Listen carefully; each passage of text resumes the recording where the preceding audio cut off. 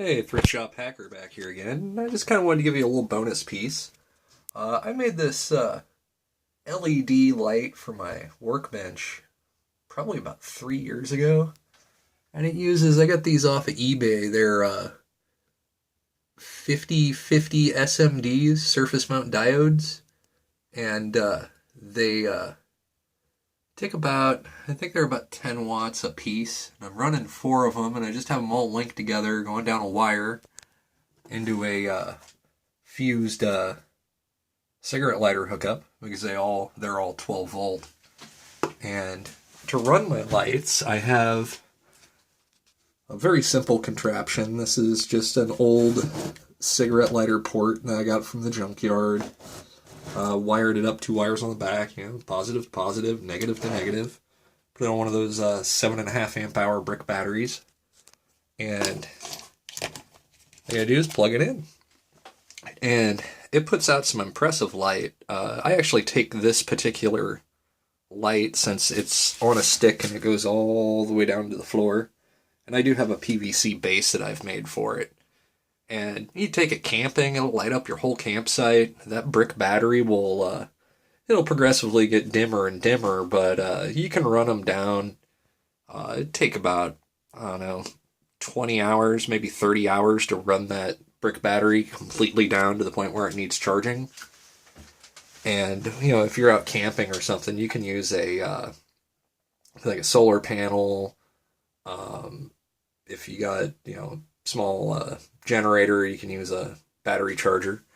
I usually charge it up with one of these Harbor Freight battery maintainers. And they only run about like 400, like half an amp at its best.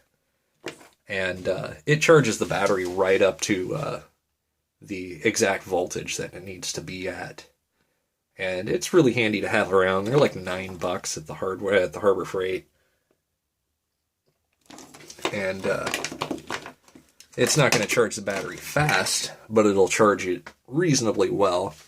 And then I also have for another battery charger, and this is a charger inverter combo because it's a continuous power supply for a computer, and it's a 350 watt version.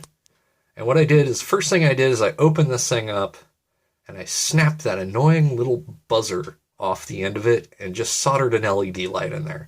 I'm not even going to open it up to show you. I just put an LED light on there because I don't know that much about electrical, like circuit boards and design and stuff like that. You'll notice because I buy a lot of my stuff on eBay and I just kind of piece it together from pre-made modules. But with this, I ran longer wires out of it so I can plug it into the brick batteries. I got a buddy that actually runs his TV and a lot of stuff in his shop room off of one of these, and he just has this hooked to quite a large deep cycle battery. And if you have it plugged into the wall, when it's plugged into the wall, it'll charge the brick battery. And if the power goes out, you have a 350 watt inverter that will do 110, 120 volt power. The only problem is you have a 7.5 amp hour battery that's like the maximum you can put in there and like fit it into the casing. So, you get like a big deep cycle battery like my buddy has, and you can use this inverter almost indefinitely. One modification he's done, though, is he's put a fan in the side just to cool the inverter board. If you're going to use a really long continuous use out of it. I think they only, since it has such a small battery, the duty cycle on it is probably only like, 2 or 3 hours.